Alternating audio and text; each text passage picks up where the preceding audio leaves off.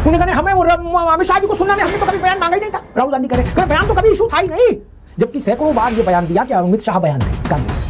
लेकिन अब राहुल जी करें ये मुद्दा नहीं, मुद्दा क्या है कि पैलेट गन की परमिशन अमित शाह ने दी कि नहीं दी, बस हाँ या ना बताने आए पार्लियामेंट में। इसके आगे कुछ भी बोलेंगे तो हम नहीं सुनेंगे। आज तमाशा है, कोई माई का लाल पार्लियामेंट को ऐसे डिक्टेट कर सकता है क्या? क्या कोई सरकार को या देश के गृह मंत्री को ऐसे डिक्टेट कर सकता है कि तुम्हें सिर्फ हाँ या ना इस बात पर बोलना है, बाकी तुरंत चले जाना है, फिर नहीं बैठ जाना, फिर नहीं बोलोगे इसके आगे? राहुल जी कह रहे हैं इसके आगे हमको सुननी नहीं, अमित शाह को, हमको उनके विचार नहीं सुनने। मंत्री और प्रधानमंत्री संसद में मुंह छुपा छुपा के घूम रहे इधर, तो क्या देश में संकट चला, गृह मंत्री प्रधानमंत्री छुपे हुए हैं कहीं गुफा में? क्यों? क्योंकि जंतर मंतर ने छात्रों के ऊपर जो दुर्व्यवहार हुआ, छात्राओं के ऊपर जो दुर्व्यवहार हुआ, अशोक जी कोई नहीं छुपा, अशोक जी एक मिनट, कोई नहीं छुपा।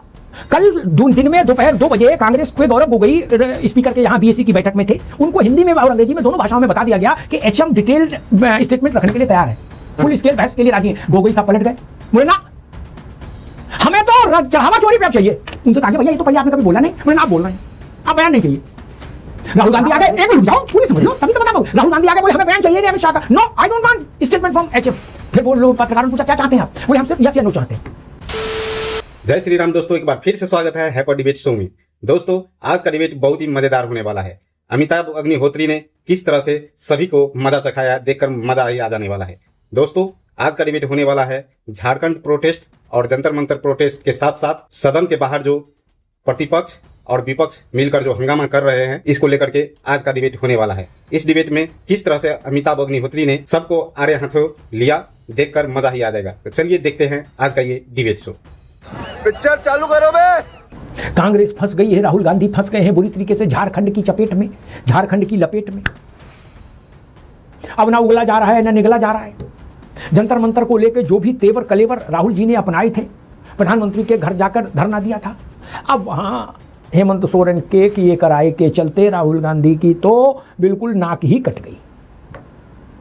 अब क्या बोलें और क्या ना बोलें। अब भाजपा ही डांस कर रहे हैं, कांवड़ की यात्रा जैसा उत्साह भाजपा के सांसदों में, विधायकों में, नेताओं में दिख रहा है। वो कह रहे हैं राहुल जी इस समर्थन वापस लो हेमंत सोरेन की सरकार से। और ये सच है क्या? कांग्रेस अगर नाराज है कि हेमंत सोरेन की सरकार ने छात्रों पर लाठीचार्ज किया है, उनको घायल किया है, तो समर्थन वापस ले लीजिए डंके की चोट पर। कांग्रेस समर्थन वापस ले, तत्काल प्रभाव से हेमंत सोरेन की सरकार गिर जाएगी, ध्वस्तीभूत हो जाएगी, फिर बचने का कोई रास्ता नहीं, हाउस में कोई गणित नहीं। भाजपा पहले से अलग है, कांग्रेस भी अलग हो जाए तो हेमंत की सरकार चली जाएगी। वहां का गणित ऐसा है। लेकिन क्या राहुल गांधी ऐसा कर सकते हैं? और ऐसा नहीं कर पाएंगे तो फिर नाक कट गई। जंतर मंतर और रांची में अंतर कैसे हो सकता है? लाठी दिल्ली में चले तो खराब और रांची में चले तो रसगुल्ला नहीं ना, लाठी तो लाठी है भाई। बात तो सही है।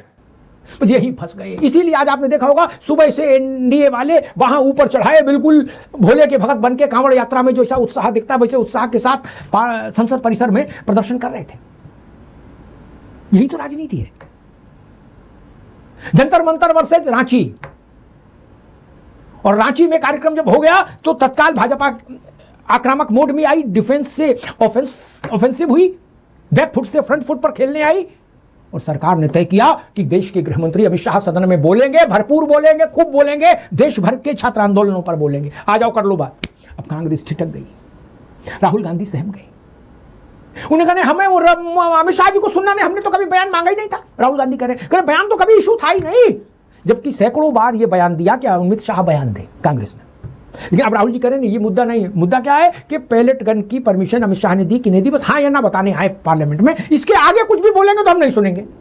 अजब तमाशा है, कोई माई का लाल पार्लियामेंट को ऐसे डिक्टेट कर सकता है क्या? क्या कोई सरकार को या देश के गृह मंत्री को ऐसे डिक्टेट कर सकता है कि तुम्हें सिर्फ हाँ या ना इस बात पर बोलना है, बाकी तुरंत चले जाना है, फिर नहीं बैठ जाना, फिर नहीं बोलोगे इसके आगे? यही नहीं, अभी और सुनिए। राहुल जी कह रहे हैं इसके आगे हमको सुनने ही नहीं, अमित शाह को, हमको उनके विचार नहीं सुनने। क्यों भैया? देश के गृह मंत्री के विचार नहीं सुनोगे तो आपके विचार कौन सुनेगा? अमित शाह देश के गृह मंत्री भी हैं और अमित शाह लोकसभा के सदस्य भी हैं, उनको बोलने से कौन रोक लेगा? राहुल गांधी को बोलने से कोई नहीं रोक सकता, तो अमित शाह को बोलने से कैसे रोक लोगे? बोले ना, ऑब्जेक्टिव टाइप प्रश्न होगा, यस और नो, और उसके बाद अमित शाह को चुपचाप चले जाना होगा, इतने सुनेंगे हम। ऐसी बात तो कभी जवाहरलाल जी से लेकर आज तक किसी नेता ने नहीं कही जैसी राहुल जी कह रहे हैं। आज अब तमाशा है यार, राहुल गांधी कैसे तय कर सकते हैं कौन कितना बोलेगा? आपको अच्छा ना लगे आप सदन से बाहर जा सकते हैं, लेकिन राहुल गांधी स्पीकर के भी स्पीकर हो गए क्या, जो ये तय करेंगे कि 3 वाक्य बोलेंगे गृह मंत्री और 2 वाक्य प्रधानमंत्री, और टोटल मिला के 5 वाक्य से आगे नहीं होगा, नहीं तो हम नाराज हो जाएंगे, छुट्टी कर देंगे। ऐसा थोड़ा ना चलता भैया। संसदीय लोकतंत्र की व्यवस्था और परंपरा और उसकी मर्यादाओं को समझना होगा। लेकिन इस वक्त कांग्रेस धर्म संकट में फंस गई है। वो हेमंत सोरेन को लेकर तीखा बोलने का साहस नहीं रखती, और इसलिए अब जंतर मंतर पर जो कुछ बोल रही है उसमें वजन खत्म हो गया। जंतर मंतर पर कांग्रेस के आक्षेपों में ताकत तब आएगी जब वो झारखंड में हेमंत की सरकार से समर्थन वापस ले ले, तब नैतिक आसन पर राहुल गांधी विराजमान हो जाएंगे।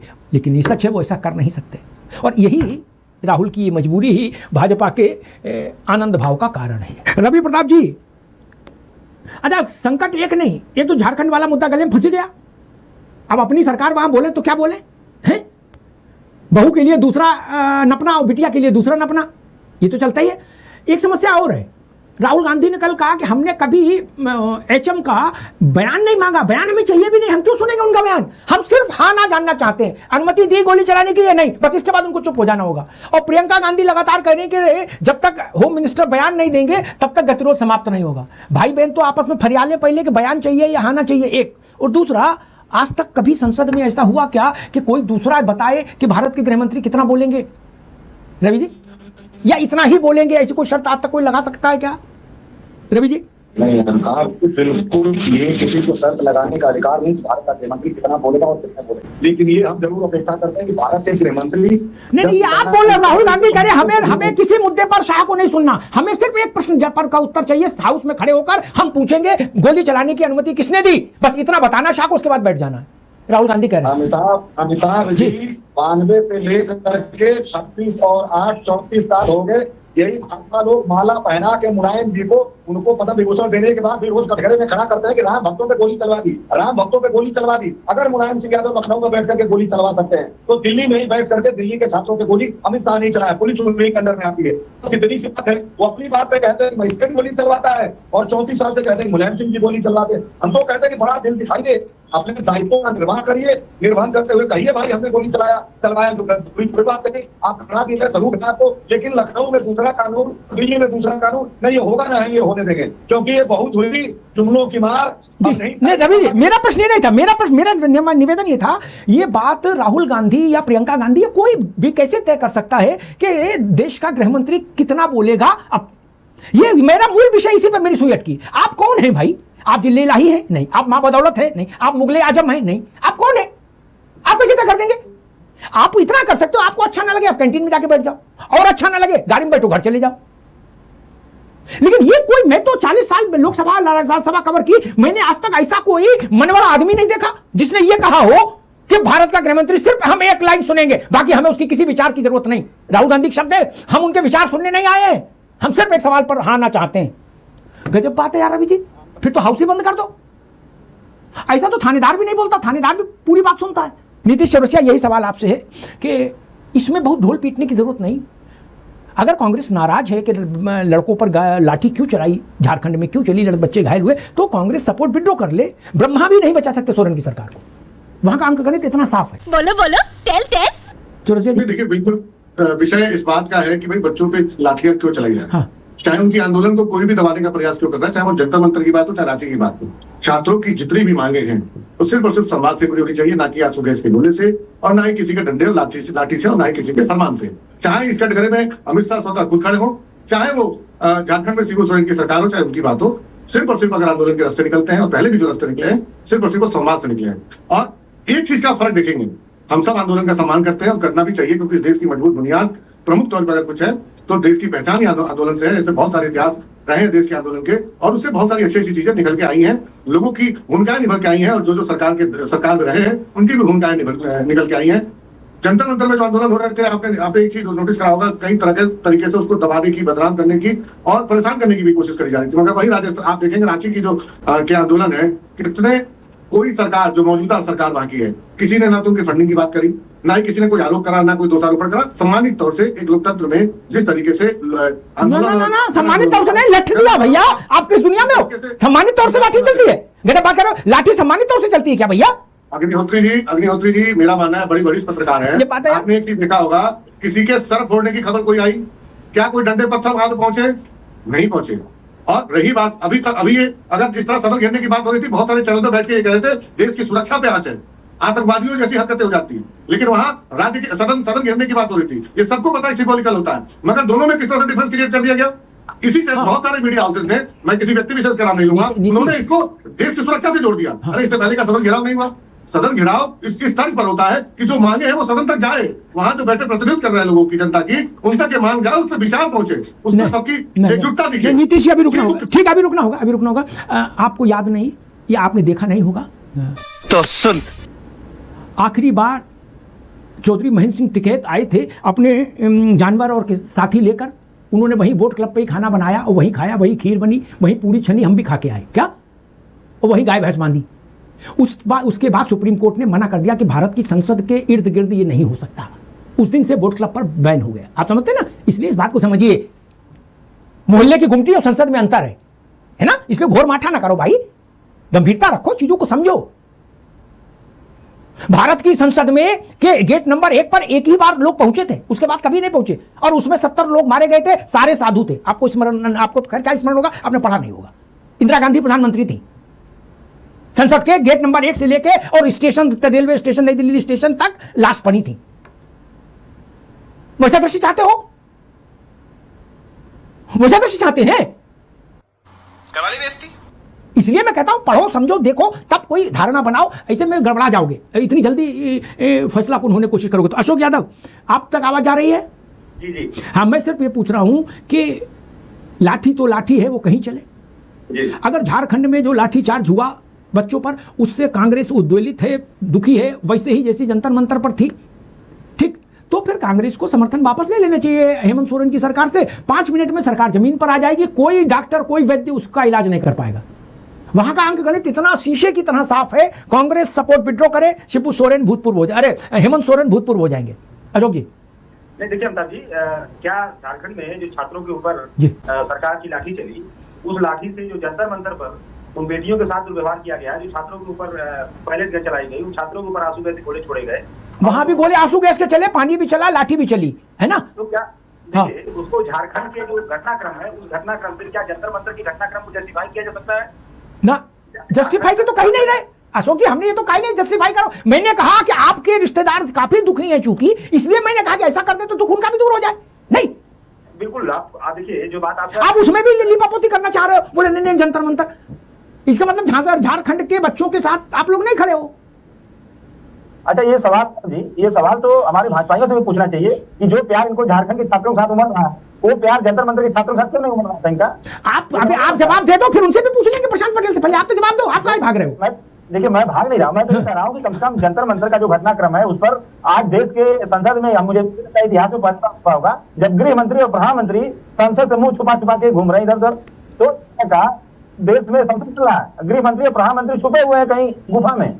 कोई सेंस है इस बात की? क्यों? क्योंकि जंतर मंतर में जो छात्रों के ऊपर जो दुर्व्यवहार हुआ, छात्राओं के ऊपर जो दुर्व्यवहार हुआ, उनको अशोक जी कोई नहीं छुपा। अशोक जी एक मिनट रुक जाओ, एक मिनट, कोई नहीं छुपा। कल दिन में दोपहर 2 बजे कांग्रेस के गौरव गोगोई स्पीकर के यहाँ बीएससी की बैठक में थे, उनको हिंदी में और अंग्रेजी में दोनों भाषाओं में बता दिया गया कि एचएम डिटेल्ड स्टेटमेंट रखने के लिए तैयार है, फुल स्केल बहस के लिए राजी हैं। गोगोई साहब पलट गए, बोले ना हमें तो चढ़ावा चोरी पे अब चाहिए। उनसे कहा भैया ये तो पहले आपने कभी बोला नहीं। बोले ना आप बोल रहे हैं, अब बयान नहीं चाहिए। राहुल गांधी आ गए, एक मिनट रुक जाओ, पूरी समझ लो तभी तो बता पाओ। राहुल गांधी आ गए, बोले हमें बयान चाहिए नहीं अमित शाह का, no I don't want statement from HM. फिर बोलो, पत्रकारों ने पूछा क्या चाहते हैं आप? बोले हम सिर्फ यस या नो चाहते हैं। गृह मंत्री आए, खड़े हो, यस या नो बताएं, बैठ जाए, बस दैट्स फाइनल। ऐसे लोकतंत्र चलाओगे? ऐसे तो कांशीराम भी नहीं करते थे मुलायम सिंह जी के साथ। आप तो यार उससे भी आगे निकल गए। हम उसी की आलोचना करते थे कि कांशीराम जी उनको खड़ा कर रखते थे मुलायम सिंह को अपने सामने। ये राहुल गांधी तो कह रहे कि ना हम देश के गृह मंत्री से हाँ इनाम पूछेंगे, उसके बाद करेंगे ठीक है, ओके थैंक यू। अशोक जी ये लोकतंत्र है? नहीं, ये लोकतंत्र जिस तरह का आप जस्टिफाई करने की कोशिश करें अमिताभ जी कि ये लोकतंत्र है, ये लोकतंत्र नहीं है। लेकिन क्या ये लोकतंत्र है कि देश के पार्लियामेंट का जो हमारे नेता हैं मोदी जी और दूसरे नंबर के नेता शाह जी, ये दोनों लोग संसद से गायब क्यों हैं? जो ज्वलंत मुद्दे हैं अमिताभ जी, चाहे चंदा चोरी का मुद्दा हो, ऊपर उत्पीड़न का मुद्दा हो, चाहे पेपर लीक का मुद्दा हो, इन मुद्दों से क्या भागने से जान बच जाएगी? आप देश का आज की जनता देख रही है कि हमारे 56 इंच का सीने की कंट्रोल करने वाला आप कितना कमजोर दिल का है कि वो हमारे विपक्ष के सांसदों को फेस करने में उसको दिक्कत अशोक जी, ठीक है। हमारे देश के गृह ठीक मंत्री है। को हमारे विपक्ष ठीक है आएंगे आप पर। एक जानकारी, एक इतिहास का एक पन्ना थोड़ा सा आपको दिखा दें तो उससे आपको झटका कम लगेगा और बीपी भी ठीक रहेगा। इंदिरा गांधी जब भी सदन चलता था वो सदन में रहती थी प्रधानमंत्री कार्यालय में, क्या, लेकिन हाउस में नहीं आती थी। पार्लियामेंट के प्राइवेसीज में तो वो रहती थी लेकिन हाउस में नहीं आती थी। तब भी है तो वो मस्ती थी कि प्रधानमंत्री बुलाओ। सरकार कहती थी कि प्रधानमंत्री से आपको क्या है, मंत्री खड़ा है वही सरकार को रिप्रेजेंट कर रहा है। भाई आपके कहने से प्रधानमंत्री आएंगी? इंदिरा गांधी सब भारत के प्रधानमंत्रियों में सबसे कम हाउस में कार्रवाई में हिस्सा लेने वाली प्रधानमंत्री थी, लेकिन वो वहां मौजूद हमेशा रहती थी अपने चेंबर में, पार्लियामेंट में, लेकिन हाउस में नहीं आती थी। वो कहती थी हाउस कैबिनेट तो कलेक्टिव रिस्पॉन्सिबिलिटी चलता है, भाई प्रधानमंत्री थोड़ा रहेगा हर वक्त। उनके चेंबर में मेला लगा रहता था, पक्ष विपक्ष सब आते जाते थे, चाय नाश्ता सब चर्चा पूरी दखल वो रखती थी, लेकिन चल के हाउस में नहीं आती थी। मेरा ये चैनल सब्सक्राइब करें और मेरे हर अपडेट आपको मिले, इसके लिए बेल आइकन जरूर दबाइएगा। आप सभी को मेरी ढेर सारी तो देखा शुभकामनाएं। दोस्तों किस तरह से ये लोग गोल मटोल जवाब दे रहे थे। आपको किसका जवाब अच्छा लगा कमेंट में जरूर बताइएगा। आज के लिए इतना ही, मिलते हैं नेक्स्ट वीडियो में। हर हर महादेव, जय श्री राम, धन्यवाद।